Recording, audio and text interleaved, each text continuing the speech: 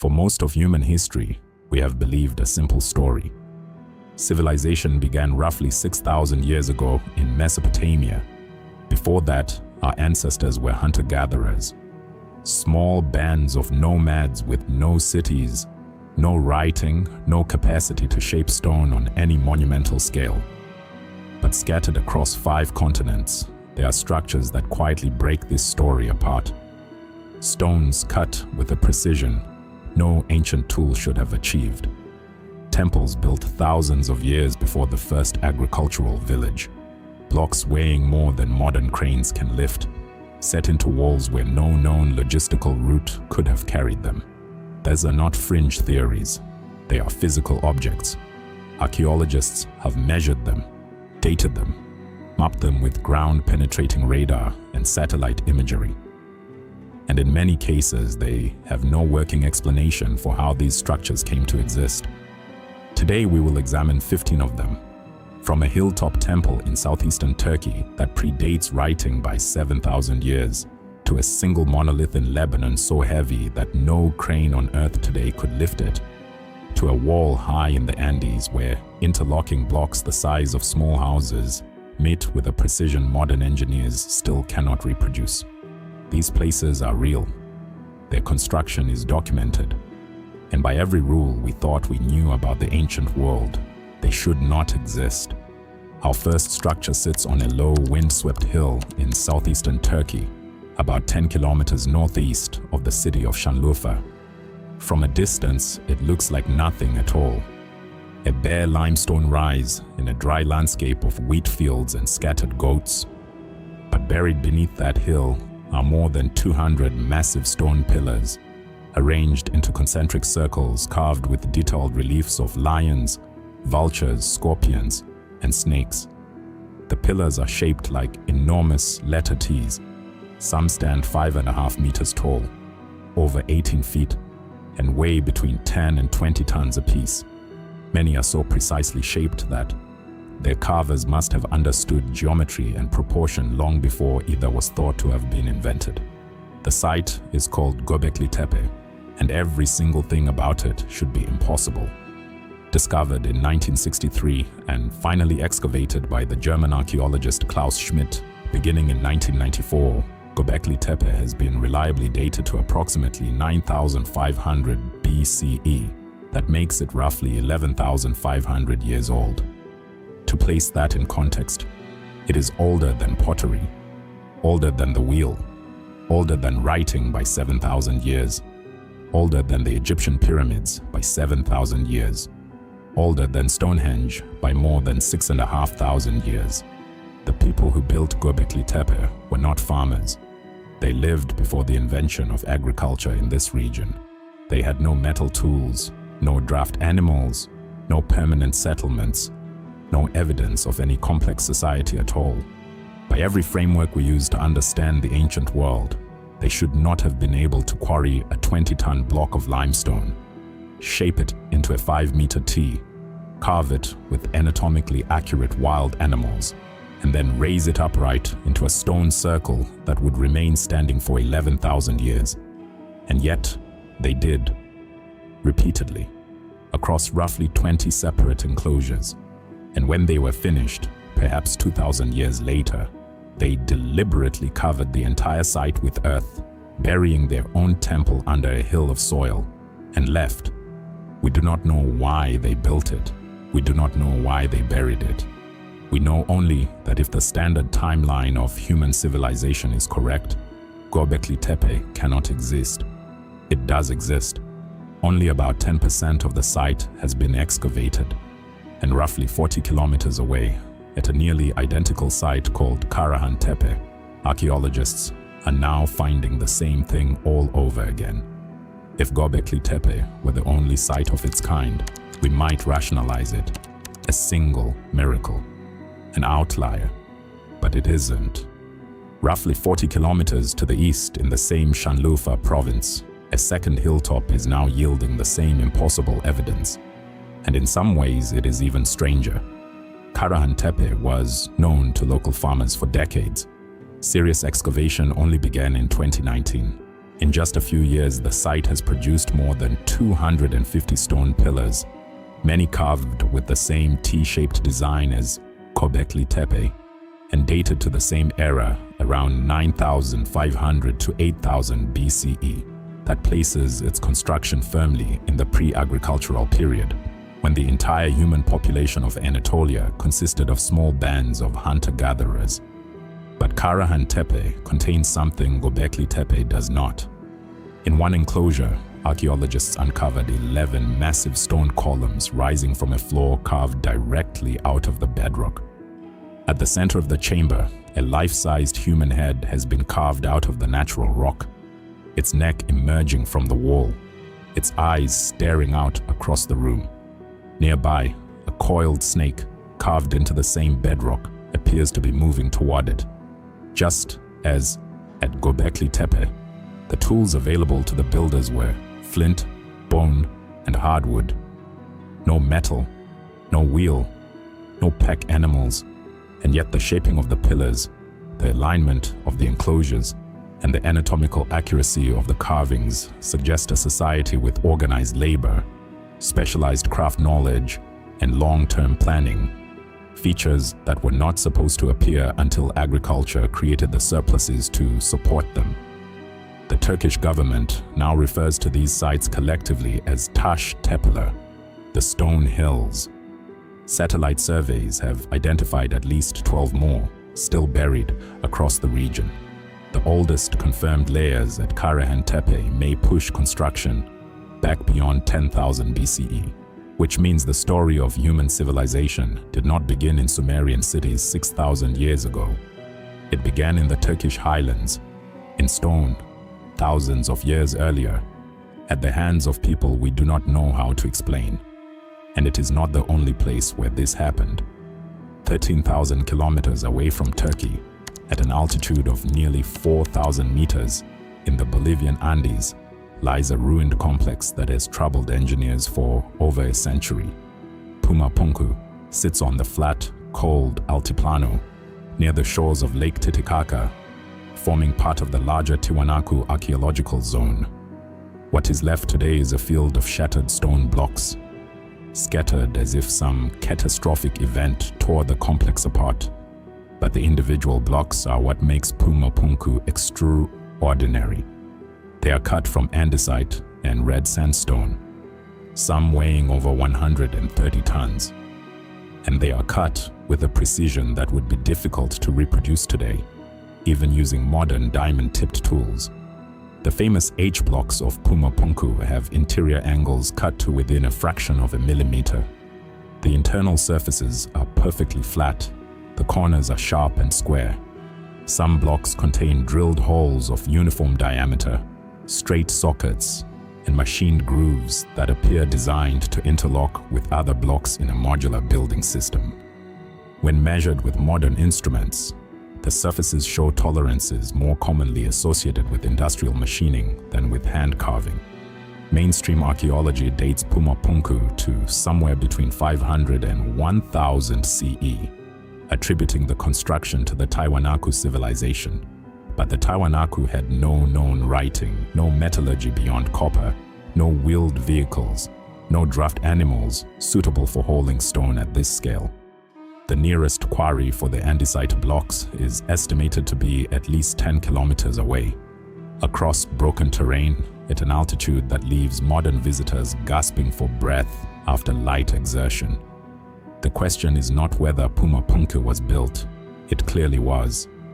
The question is how a pre-industrial society at nearly 4,000 meters of altitude quarried, transported, and machined blocks weighing more than a modern semi-truck, with tolerances that require diamond-tipped tools to reproduce. There is no accepted answer. There are only the stones, lying broken on the Altiplano, waiting for someone to explain them. In the Bekaa Valley of eastern Lebanon, beneath the ruins of a Roman temple to Jupiter, sits a foundation of stone blocks that even the Romans found already ancient. The site is called Baalbek, and embedded in one wall of its podium are 3 of the largest cut stones ever placed by human hands. Together, they are known as the Trilithon, Each of the 3 blocks measures roughly 19 meters long, 4 meters high, and 3.5 meters thick. Each one weighs an estimated 800 tons. They are stacked on top of their lower course of stones and fitted so precisely that a razor blade cannot be inserted between them. To grasp the scale, consider this. The largest crane on Earth today, the Sirens SGC-250, has a maximum load capacity of around 5,000 tons, but only under ideal factory conditions on prepared ground, moving an 800-ton monolith over rough terrain, up a slope, and setting it in place against another block of similar weight at the required level of precision would push the limits of every heavy lift operation ever attempted in the modern era. And the trilithon is not the largest stone at Baalbek. About a kilometer away, still lying in the ancient quarry, is a 4th monolith, known as the Stone of the Pregnant Woman, or more accurately, Hajar al-Hibla. It measures over 20 meters long and weighs an estimated 1,000 tons. In 2014, an even larger stone was uncovered beneath it, weighing an estimated 1,650 tons. Neither of these was ever moved. The Romans built their temple to Jupiter directly on top of the older podium. Their own construction techniques, extensively documented, do not appear anywhere in the megalithic base. Roman blocks are smaller, cut differently, and joined with a completely different method. The best current interpretation is that the podium at Baalbek was already ancient when the Romans arrived, old enough that they built on it without knowing who had made it. That is the honest state of the archaeology at Baalbek. Blocks that would strain modern engineering, set into a foundation that predates the empire which built on top of it, by an unknown people, using methods no one has been able to reconstruct. Above the Peruvian city of Cusco, on a hillside overlooking the former Inca capital, sits a wall so precisely built that it has become one of the most photographed pieces of masonry on Earth. The site is called Sacsayhuaman, and its outer terraces are constructed from polygonal limestone blocks that fit together without mortar in patterns of extraordinary complexity. Some blocks weigh over 100 tons. A few of the largest are estimated at over 200 tons. Each stone has been shaped to match the exact contour of the stones next to it, not with simple rectangular joints, but with irregular multi-sided cuts, some containing more than a dozen individual angles. The result is a wall in which no 2 stones are the same shape, and every stone locks into its neighbors with a fit so tight that a sheet of paper cannot be slid between them. This precision was achieved without iron tools, without wheels, without any writing system to store engineering data across generations. Modern experiments have attempted to reproduce even a single Sacsayhuaman joint using the tools available to the Inca, hardened bronze and stone hammers. The results are informative. Skilled masons can approximate the shape, but the level of precision seen on the actual wall requires either dramatically more time and labor than the Inca are known to have expended, or techniques that have not been reconstructed. There is a further wrinkle. The Inca themselves, when questioned by Spanish chroniclers in the 16th century, did not claim to have built the largest stones at Sacsayhuaman. Their oral tradition attributed those blocks to an earlier people, whose name they no longer remembered. Modern radiocarbon dating of surrounding organic material generally supports Incan construction of the upper structures, but the largest foundation stones remain difficult to date directly because stone itself contains no organic material. What we know for certain is this: the Sacsayhuaman walls have withstood more than 500 years of earthquakes that leveled Spanish colonial buildings around them, including a magnitude 8 in 1650 and a magnitude 8.1 in 1746. They are still standing, and no one has yet reproduced how they were built. Behind the well-known Temple of Seti I at Abydos in southern Egypt, hidden below the level of the surrounding desert, sits a structure that looks nothing like the temple built above it. It is called the Osirian, and where the Temple of Seti I is carved with delicate reliefs, painted with pigment, and constructed in the recognizable style of New Kingdom Egypt, the Osirian is something else entirely.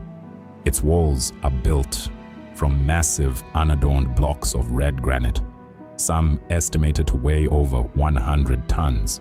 The construction style is severe, geometric, and almost entirely without decoration. It looks older, much older. When the Osirian was rediscovered in 1902, it was completely buried beneath the sand. Its floor lies more than 15 meters below the level of the surrounding landscape. And today, groundwater has flooded much of the central chamber year-round. To visit it is to look down into a rectangular pit lined with stone pillars, half submerged, that appear to have been designed for a very different climate than the Egypt we know. The mainstream date for the Osirian places it in the reign of Seti I himself, around 1290 BCE, as a cenotaph, a symbolic tomb of Osiris. But this dating is based on the Osirians' association with the temple built above it, not on the megalithic construction of the Osirian itself. The style of the Osirian has no clear parallel in New Kingdom architecture. The blocks are cyclopean, the plan is austere, and the water table, which now floods the site, sits at a level that suggests the structure may have been built when Egypt's climate was considerably wetter than it is today. The independent Egyptologist John Anthony West argued for decades that the Osirian belongs to a pre-dynastic era, thousands of years earlier than the temple that stands above it. His theory remains controversial, but no one disputes what is physically there. Red granite blocks weighing tons, cut and set with a precision that matches the Great Pyramid, buried beneath a New Kingdom temple whose builders did not construct in that style. The Osirian sits there still, half-flooded, silent, older than the empire whose ruins surround it. In 1986, a Japanese diver named Kihachiro Aritake was scouting for hammerhead shark diving sites off the southern coast of Yonaguni, an island near the western edge of the Ryukyu chain. 25 meters below the surface, he found something he had not been looking for. Rising from the seabed was a massive stepped structure. It measured roughly 150 meters long, 40 meters wide, and about 27 meters tall. Its surfaces were composed of what appeared to be right angles, flat terraces, and rectangular platforms. In one location, there was a clean straight edge running for tens of meters. In another, what looked like a carved staircase descended along one face.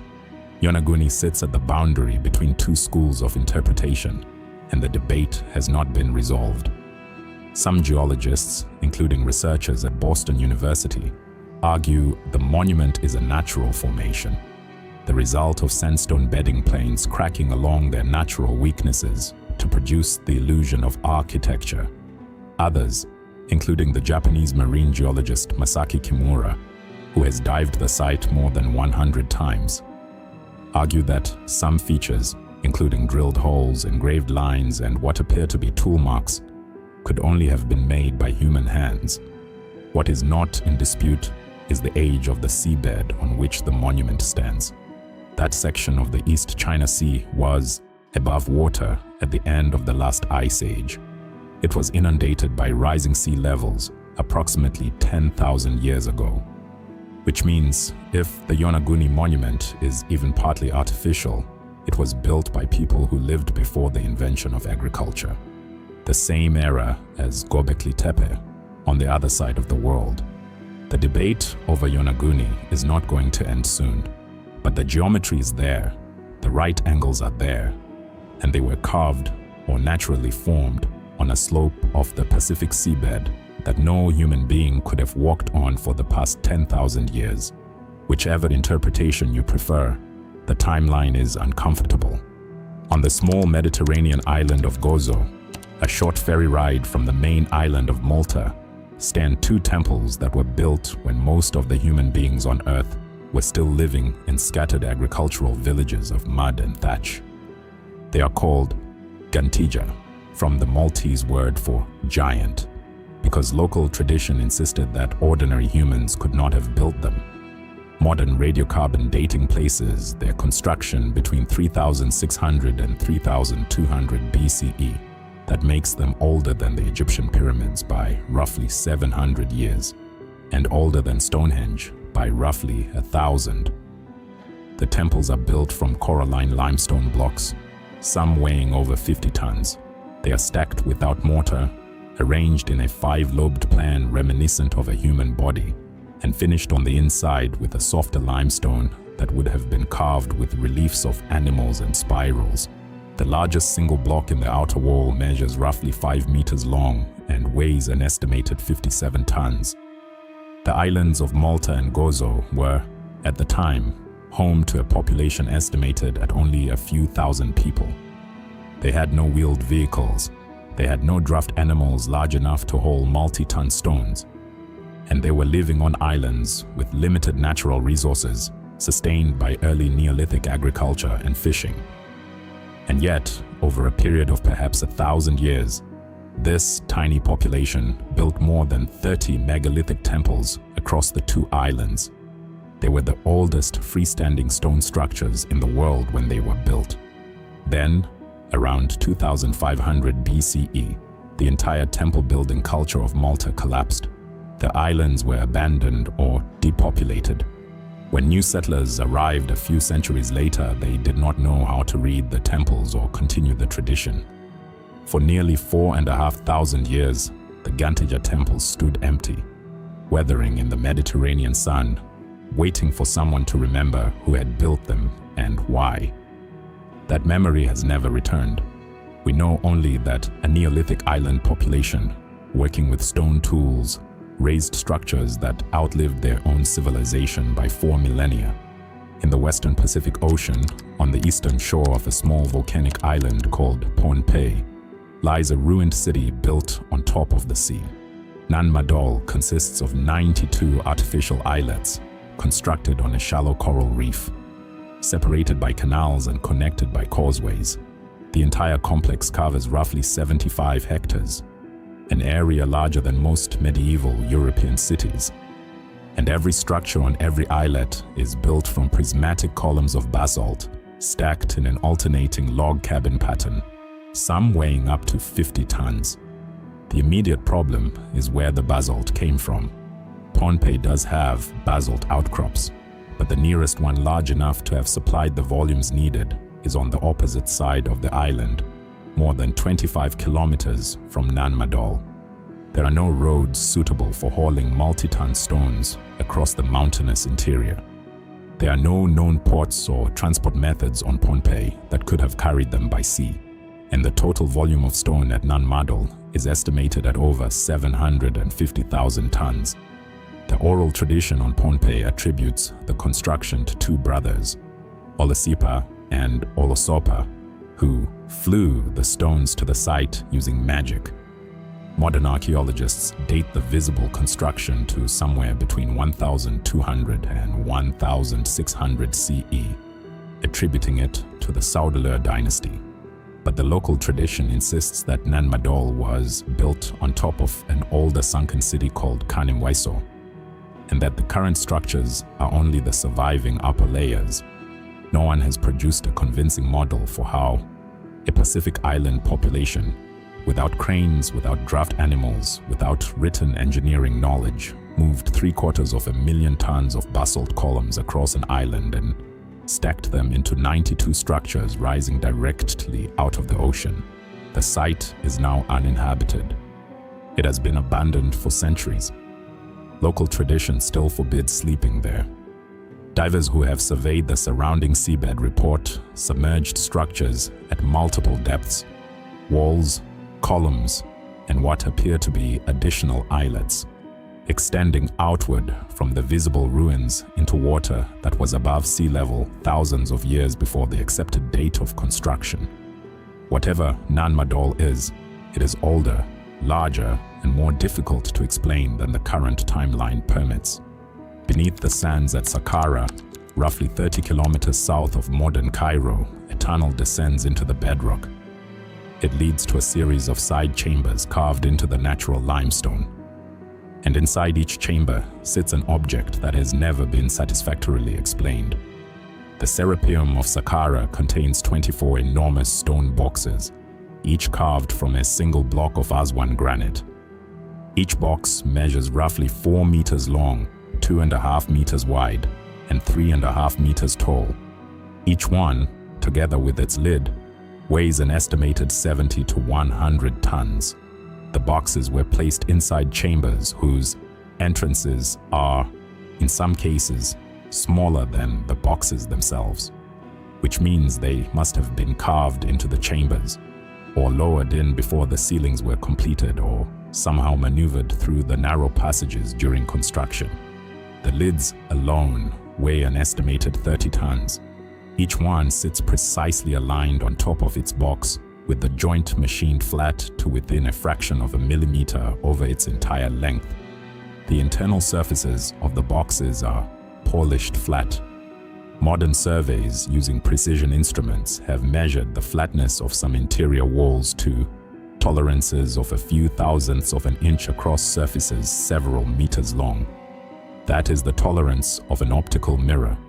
It was achieved, according to the accepted timeline, in the New Kingdom period around 1300 BCE, using bronze tools and abrasive sand.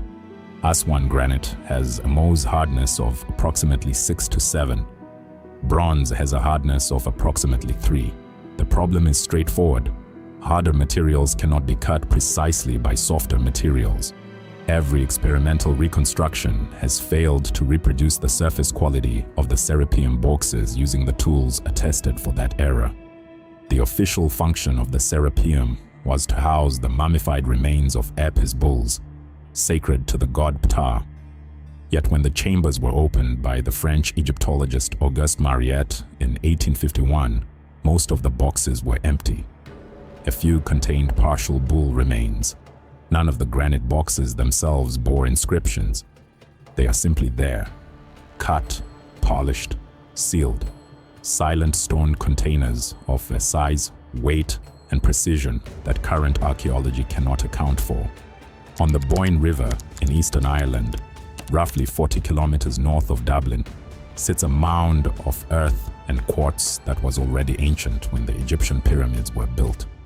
Newgrange is a passage tomb. It measures roughly 85 meters in diameter and 13 meters high. It is constructed from an estimated 200,000 tons of stone and earth. Its outer wall is faced with white quartz blocks, quarried from a mountain range in the Wicklow region, over 70 kilometers south, hauled overland in the Neolithic period without wheels or draft horses by people who had only recently transitioned from hunting to farming. Radiocarbon dating places the construction of Newgrange at approximately 3200 BCE. That makes it roughly 600 years older than the Great Pyramid of Giza and around 1000 years older than Stonehenge. And it contains a feature that neither of those monuments possesses. At the base of the mound, a narrow stone passage runs 18 meters inward, ending in a cruciform chamber. Above the entrance is a small opening called the roof box, positioned at a very specific angle. For approximately 17 minutes on the morning of the winter solstice, and only on the winter solstice, sunlight enters through this opening, travels the length of the passage, and illuminates the far wall of the central chamber. The alignment is precise to within a small fraction of a degree. It has functioned correctly for over 5,000 years. It was designed by people who had no telescopes, no writing, no way of recording astronomical measurements across generations except through direct observation, transmitted orally. The Neolithic Irish farmers who built Newgrange also constructed dozens of smaller passage tombs along the Boyne Valley, some of which display similar astronomical alignments.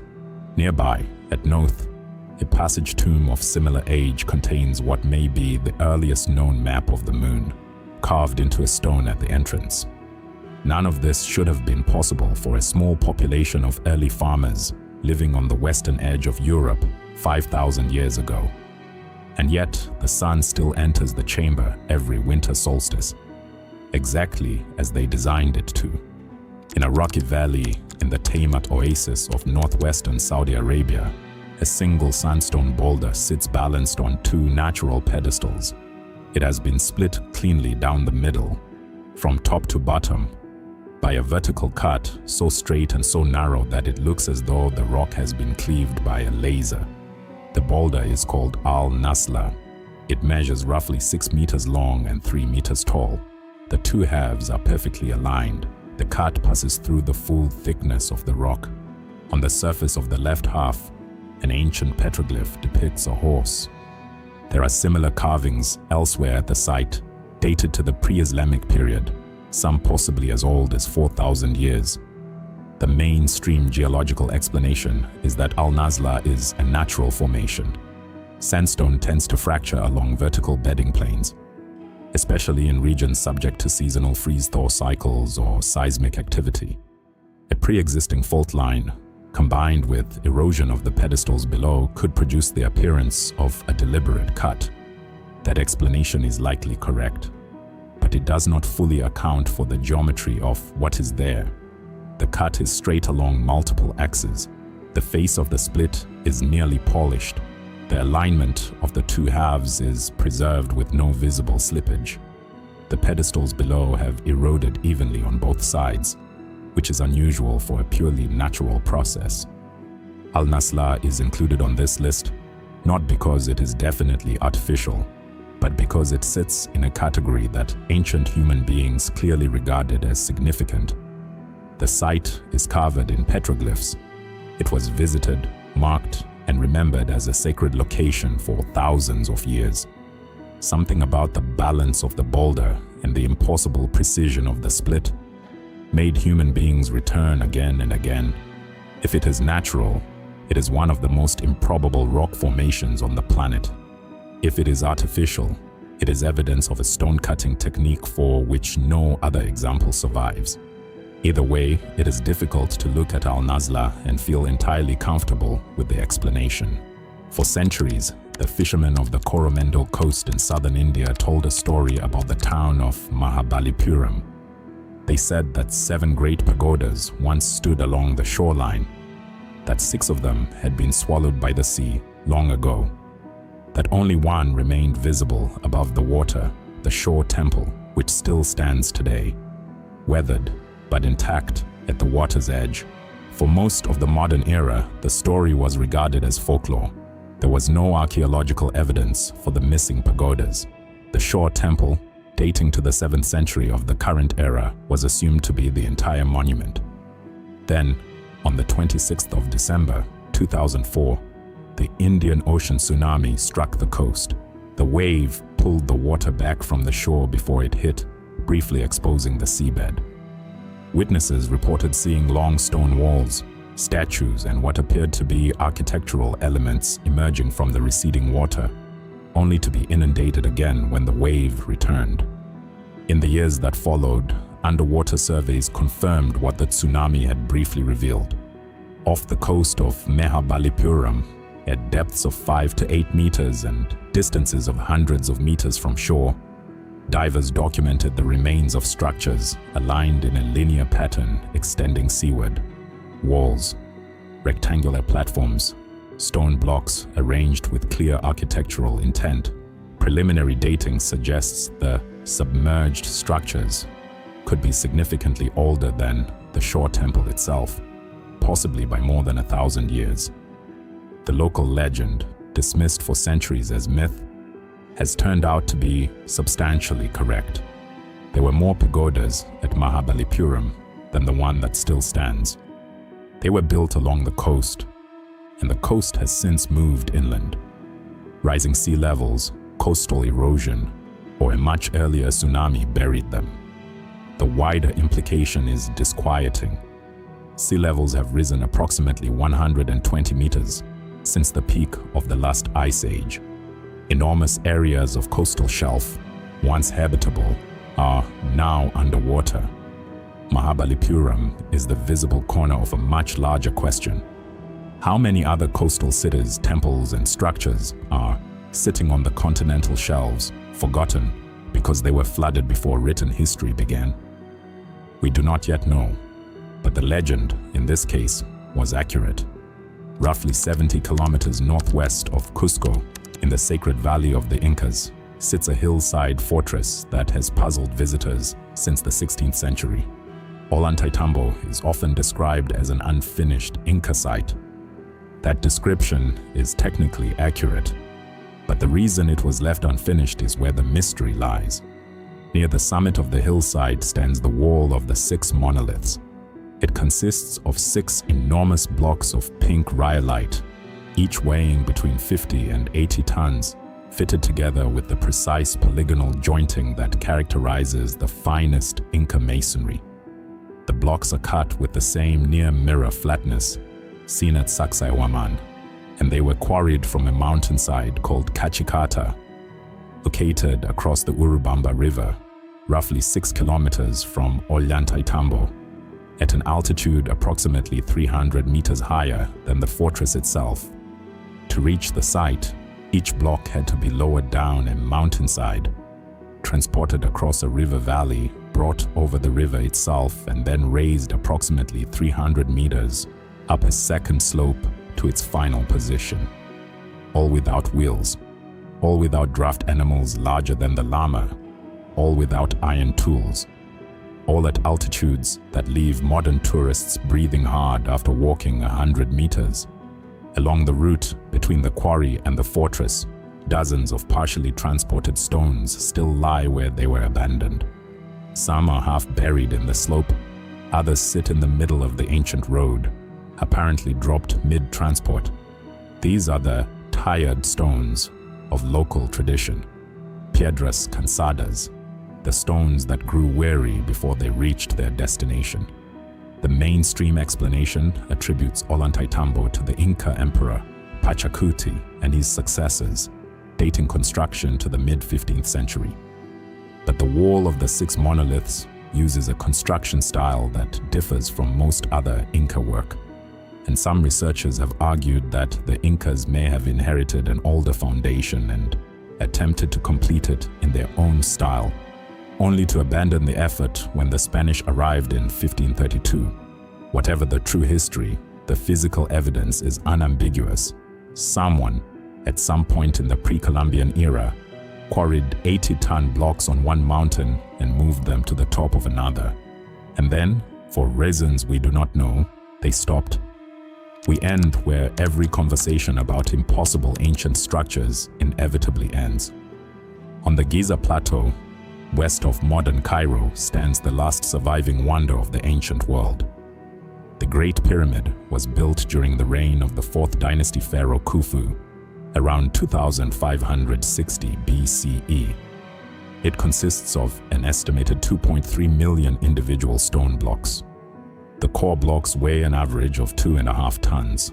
The largest granite blocks in the King's Chamber, quarried at Aswan and transported 800 kilometers down the Nile, weigh up to 80 tons each. At completion, the pyramid stood 147 meters tall. For over 3,800 years, it was the tallest man-made structure on Earth.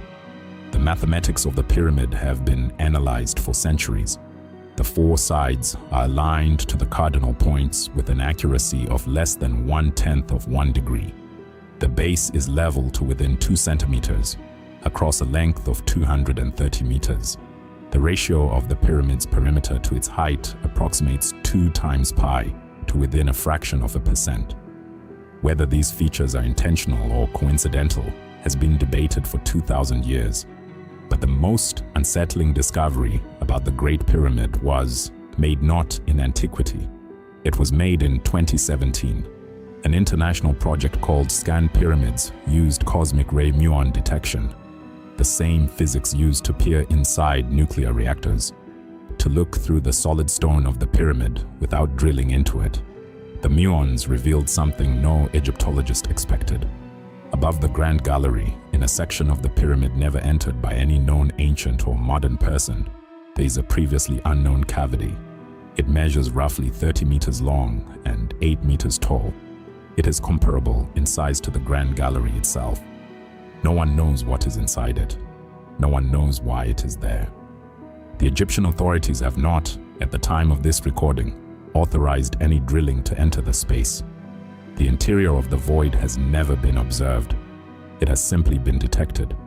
A large, hidden chamber in the most studied building in the ancient world, 4,500 years after it was sealed.